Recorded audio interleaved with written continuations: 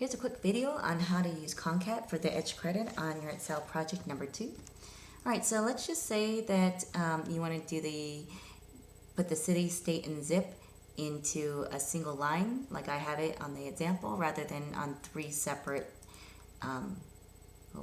three separate cells, okay? So if you have it in three separate cells, that's fine. You won't get docked any points. That is step one. You want to figure out how do you get the city, state, and zip with your three separate VLOOKUPs, okay? So that should be three separate VLOOKUPs. All right, the next thing that you're going to do is you are going to maybe put that off to the side somewhere, and then you're going to figure out how to use a Concat function to get city, state, and zip. So you might put city, state, and zip kind of like I did in three separate cells and start with equals Concat. If you haven't used Concat before, you want to try to do the Concat separate from the VLOOKUPs and then merge them together in step 3. Okay, so Concat, what does that do? It takes strings of text in separate cells and it merges them together.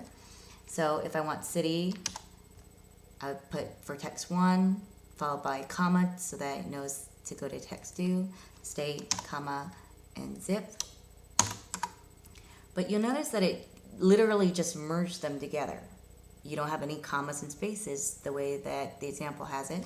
So to get those spaces, you literally have to input them. So when you're saying, hey, input a text, commas and spaces are part of text, you need quotation, and then you say, hey, I want a comma in text between A1 and A2, and between A2 and A3, I also want a comma and a space. And then after your quotation, don't forget your comma to get to A3. You press enter, you hope and pray, and it should look like that if you did your Concat correctly.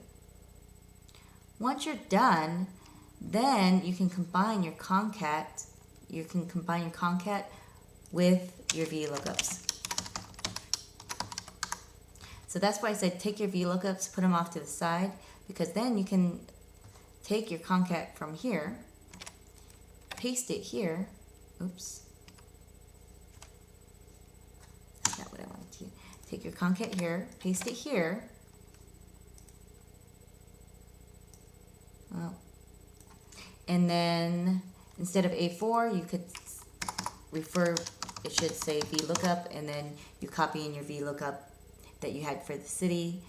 For instead of A5, you copy and paste your VLOOKUP for the state. Instead of A6, you copy and paste your VLOOKUP for the zip.